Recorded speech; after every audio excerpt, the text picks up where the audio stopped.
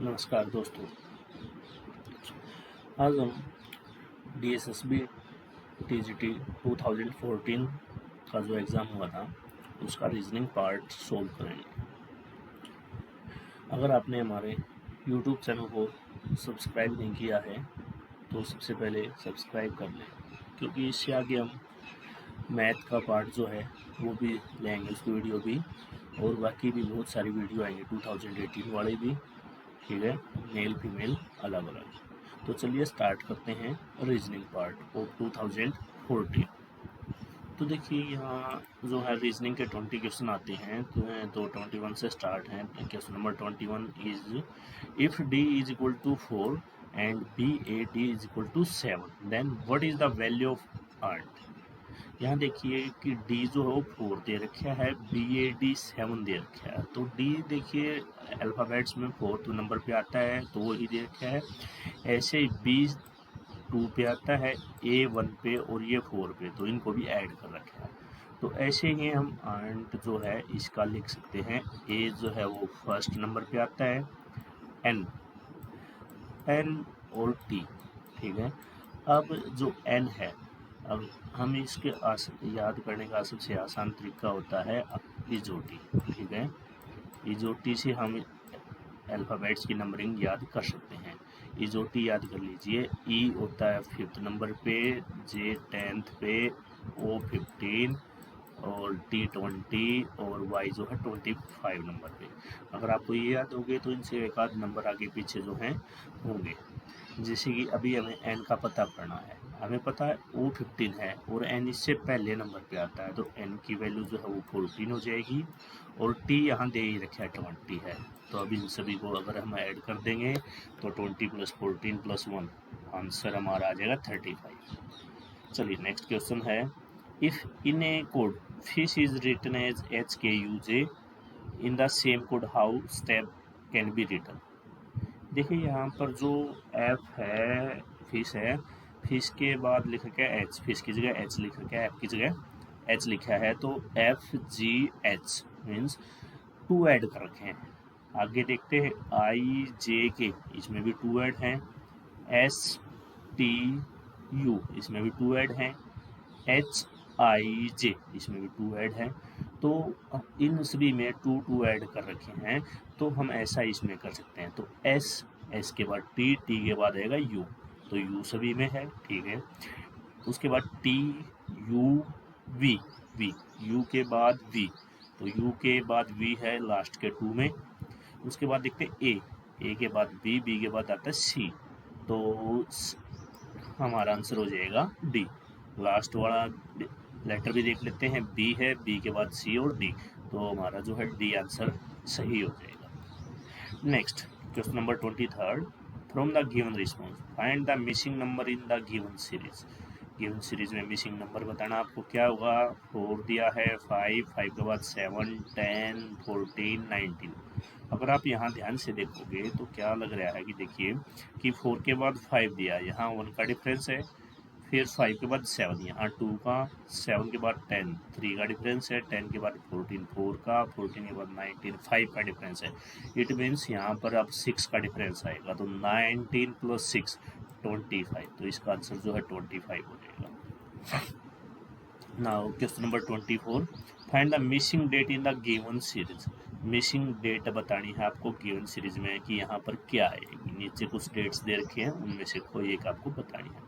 देखिए ये दे दिया 4 दिसंबर 1995 और उसके बाद 1 जनवरी 1996। तो एक बार हम इनके ना डे के अकॉर्डिंग देख लेते हैं, ठीक है। देखो अगर आप इसमें ध्यान से देखोगे तो 1 के बाद 29 दे रखी है कि भाई 28 डेज ऐड कर रखे हैं। इट मीन्स जो है दोनों में डे जो है सेम है इन दोनों में। बाकी में भी चेक कर लेते हैं। अब 4 दिसंबर है, 4 दिसंबर को मान लीजिए संडे है, तो 4 के बाद जो है 11 को, 11 के बाद 18 को, 18 के बाद 25 को। अब 25 के बाद जो है क्या होगा, नहीं 18 के बाद 7 ऐड करेंगे तो 26, 26 के बाद 1, हाँ ठीक है, यानी कि इन तीनों का जो है डे सेम है, ठीक है। इसी तरह से 26 का हो जाएगा जो है सेम डे। अब हम देखते हैं 26 के बाद जो है कब वो ही डे आएगा, ठीक है। तो क्योंकि ये 96 है तो इट मीन्स ये लीप ईयर है, ठीक है। अगर 26 को हम संडे लेट करते हैं तो 27 को मंडे, 28 को ट्यूसडे, 29 क्योंकि लीप ईयर है 29 को वेनसडे, 1 को फिर थर्सडे, 2 को फ्राइडे, 3 को सैटरडे और 4 को हमारा हो जाएगा वापिस से संडे, ठीक है। लेकिन 4 डेट तो दे नहीं थी 4 मार्च को, अब 4 है, 4 मार्च है, 4 के बाद 11 आएगा, 11 के बाद 18 आएगा, 18 के बाद 18 के बाद क्या आ जाएगा 25 आ जाएगा, ठीक है। तो हाँ, राइट आंसर जो है इसका 25 जो है हो जाएगा। 25 find the word that can not be formed from the letter of the word. Intellectual दे रखा है और ये कुछ दे रखे हैं शब्द, ये बताने हैं कि इनमें इस इंटेलेक्चुअल का यूज़ करके इनमें से कौन सा नहीं बचता। टेल है, लेम है, लेट है, इलेक्ट है। तो आपको सीधा सीधा यही दिखाई दे रहा है कि भाई एम तो इंटेलेक्चुअल में है ही नहीं, तो लैम तो बन ही नहीं सकता, तो ये आंसर आ जाएगा। 26 select the related word. Tail को लिख दिया इन्होंने, लेट लिखा है, ठीक है। और फेस को क्या लिखेंगे, तो देखिए टेल जो है TALE है, तो क्या किया थर्ड वाले को फर्स्ट पे ले आए, थर्ड वाले को फर्स्ट पे, तो यहाँ पर थर्ड पे है सी तो हम सी लिखे। फिर ए सेकंड पे था, उसको सेकंड पे ही रहने दिया, तो यहाँ सेकंड पे ए है तो सेकंड पे ही रहने देंगे। उसके बाद एल को फर्स्ट पे ले आए, यानी थर्ड वाले को फर्स्ट पे, तो एल जो है उसको नहीं, एक मिनट, एल को जो है फर्स्ट पे ले आए, थर्ड पे था, तो यहाँ से जो हमारा यहाँ आ जाएगा एफ, ठीक है। और फिर ई, देखिए यहाँ पर जो है TALE दे रखा था, इसको लिख दिया लेट, ठीक है, LATE। तो फेस को कैफे लिखेंगे, फेस को लिखेंगे कैफे, ठीक है, सॉरी बी नहीं है, कैफे, कैफे है ए पे, ठीक है। तो इसको कैफे लिखेंगे। सी जो है सी है, ये सबसे पहले आ जाएगा, ठीक है, AFE, तो कैफे बन जाएगा इसमें। 26 हो गए। अब जो है क्वेश्चन नंबर 27 में जो है क्या दे रखा है, सेलेक्ट द रिलेटेड वर्ड बताना है। वूल के साथ सिप, यानी कि वूल होती है ऊन, सिप होती है भेड़, यानी कि भेड़ से हमें ऊन मिलती है, तो मिल्क किससे मिलता है, क्रोकोडाइल, काऊ, क्रेन, तो काऊ से मिलता है, सीधी सी बात है। अब इसके बाद क्वेश्चन नंबर 28 दर क्या, फाइंड द मिसिंग नंबर 5 125, तो 3 के साथ क्या आएगा, देखिए 5 125, यानी 125 जो होता है वो 5 का क्यूब होता है, ठीक है। 5 की पावर 3 करेंगे तो 125 आएगा, और 3 की पावर 3 करेंगे यानी क्यूब करेंगे तो 27 आ जाएगा, तो इसका आंसर हो जाएगा डी। नेक्स्ट है फाइंड द मिसिंग नंबर, यानी कि यहाँ क्वेश्चन मार्क लगा रखा है, इसका आंसर आपको बताना है। तो देखिए 3 5 4 60 दे रखा है, और ये 5 7 4 120 दे रखा है, तो आपको इन्हीं से आंसर पता करना है। तो इनमें पहले पैटर्न देखिए, 3 5 ज़ा 15 है, 15 4 ज़ा 60, ठीक है, यानी कि तीनों की मल्टीप्लाई करने पे 60 आ रहा है। नीचे वाले में भी चेक कीजिए, 5 7 ज़ा 35, 35 4 ज़ा 140, हाँ मल्टीप्लाई करने पे आ रहा है, तो यहाँ पर भी मल्टीप्लाई करने पे 96 आना चाहिए, तो 4 4 ज़ा 16 होता है, और 16 की टेबल में 96 आता है 6 पे, तो इट मीन्स इसका आंसर जो है 6 हो जाएगा। अब है question number 30 and 31, which of the given response would be A meaningful order, इनमें मीनिंगफुल ऑर्डर कौन बनाएगा। देखिए जो 30 क्वेश्चन है इसमें आपको दे रखा है plant, food, seed and flower. तो सबसे पहले भाई सीड आता है, ठीक है, सबसे पहले जो है सीड आता है, कि सबसे पहले जो है सीड होगा, उसको जब हम बोएंगे तो वहाँ उससे बनेगा प्लांट, ठीक है, प्लांट से फ्लावर, प्लांट से बनेंगे फ्लावर, और फ्लावर आने के बाद ही तो फूड आता है, यानी कि उसके ऊपर फल वगैरह हैं वो लगते हैं। तो 3 1 4 2 हो गया, और आप देखिए ये जो है फर्स्ट है इसका। 31 हनी फ्लावर बी वैक्स। अब देखिए हनी फ्लावर बी वैक्स, इसको कैसे लगाएंगे हम, वही फ्लावर है, सबसे पहले तो फ्लावर आएगा, ठीक है।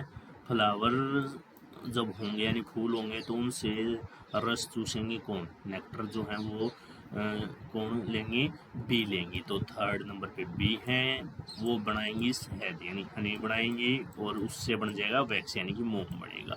तो 2 3 1 4 देखिए किस में है, ये है सी में, तो इसका आंसर जो है सी हो गया, ठीक है।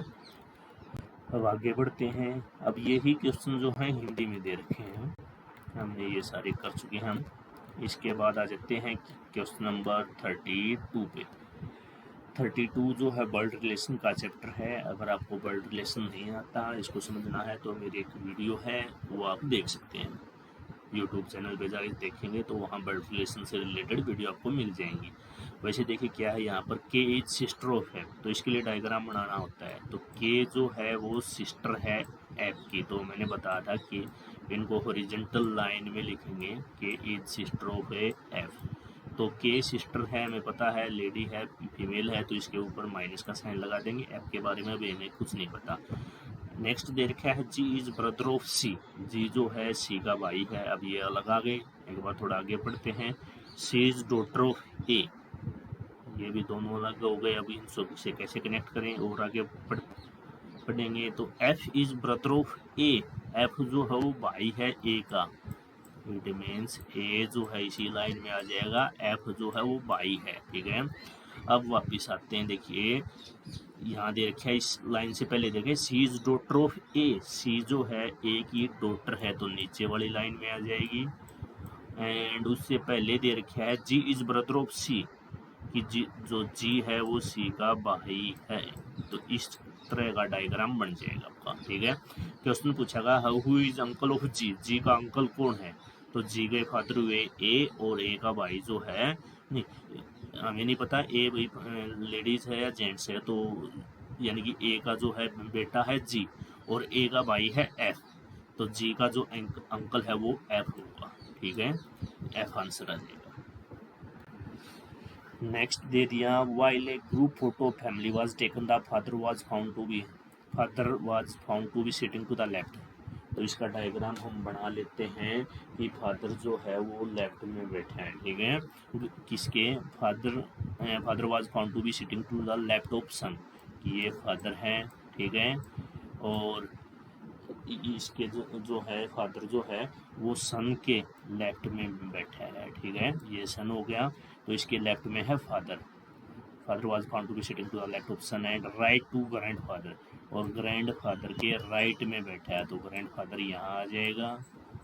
उसके बाद mother was sitting to the right of her daughter but left to grandfather, यानी मदर जो है वो लेफ्ट में बैठी है ग्रैंड फादर के, ठीक है, ये इकट्ठा है भाई।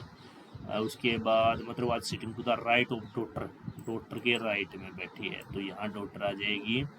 तो डॉटर है, फिर मदर है, फिर ग्रैंड फादर, फिर फादर, और फिर है सन, तो इस तरह से हैं। अब क्वेश्चन पूछेगा who is occupying the central place, सबसे बीच में कौन बैठा है, तो टोटल 5 हैं, तो 5 में सबसे बीच में है ग्रैंड फादर, तो आंसर हो जाएगा ग्रैंड फादर। नेक्स्ट है, in a joint family there are father mother 3 married son 1 unmarried daughter, the son to have the 2 daughter is and 1 has a son, how many female member are there in a family. Female member पूछे हैं तो हम दोबारा से count करने लग जाते हैं। देखिए there are father and mother, तो सबसे पहले 1 मदर हो गई, 3 मैरिड सन, अब 3 मैरिड सन हैं तो उनकी 3 वाइफ भी होंगी, तो 3 और प्लस 1 ये होगी मदर, तो टोटल 4 हो गई। 4 के बाद 1 अनमैरिड डॉटर, एक अनमैरिड डॉटर भी है। 1 of the sons to have 2 daughters, और उन 3 बेटों में से 2 की 2 बेटियां भी हैं, तो टोटल 4 जो है डॉटर हो गई, एंड 1 हैज ए सन, एक का बेटा है, तो टोटल हो गई है 4 + 4 8 + 1 9, तो इसका आंसर जो है 9 हो जाएगा। Find the missing number, missing number यहाँ एक बार फिर से आ गया है क्वेश्चन, एक पहले आया था, तो यहाँ दे दिया हमें 15 4 5 और नीचे लिख दिया 65, फिर है 6 8 3 51, और 25 और 20 का हमें बताना है। तो देखिए इन्होंने यहाँ जो है लाइन लगा रखी, इट मीन्स ऊपर से नीचे की तरफ ही हमें चेक करना है, तो 65 है, तो 15 4 जा 60, 15 4 जा 60 होता है, 60 + 5 फिर 65 हो गया, ठीक है। नेक्स्ट में चेक करते हैं 6, यानी कि सेम पैटर्न ही चेक करेंगे हम। 6 8 जा 48, 48 3 जा 51, यस यही पैटर्न बन रहा है, यानी कि फर्स्ट 2 की मल्टीप्लाई करेंगे, इन 2 की हम मल्टीप्लाई कर देते हैं। 25 जा 100 आ गया, और 100 में 20 को ऐड करेंगे तो 120 आ जाएगा, ठीक है। इसको और इसको जो हम ऐड कर देंगे, तो ये 35 क्वेश्चन था। अब आ जाते हैं क्वेश्चन नंबर 36 पे। जोन रन से distance of 3 kilometre toward north. देखिए जब भी हम डायग्राम बनाए, ठीक है, तो उस डायग्राम पे बोर्ड पे कहीं पर भी डायरेक्शन की बात आती है तो हमेशा ऊपर की तरफ जो है नॉर्थ होगा, ठीक है, यहाँ ईस्ट होगा, नीचे साउथ होगा, और इस तरफ वेस्ट हो जाएगा, ये ध्यान रखें हमेशा। तो जोन रन से डिस्टेंस को 3 किलोमीटर टुवर्ड नॉर्थ, कि जोन जो है 3 किलोमीटर नॉर्थ की तरफ जाता है, यानी कि ऊपर की तरफ जाएगा, ठीक है, यानी यहाँ से चला था John toward north and turns to his left, और फिर लेफ्ट की तरफ मुड़ जाता है, यानी कि अगर लेफ्ट है इसका नॉर्थ की तरफ जा रहा था तो लेफ्ट इसका होगा वेस्ट की तरफ, ठीक है। और फिर ये जाता है 2 किलोमीटर, यहाँ से 2 किलोमीटर चलता है, ही अगेन टर्न्स लेफ्ट, अब फिर से लेफ्ट डायरेक्शन में मुड़ जाता है, तो लेफ्ट हो जाएगा इसका साउथ की तरफ है, और फिर बोला गया है फिर से 3 किलोमीटर, यानी कि यहीं आ जाएगा, इसके बिल्कुल सामने आ जाएगा, ठीक है।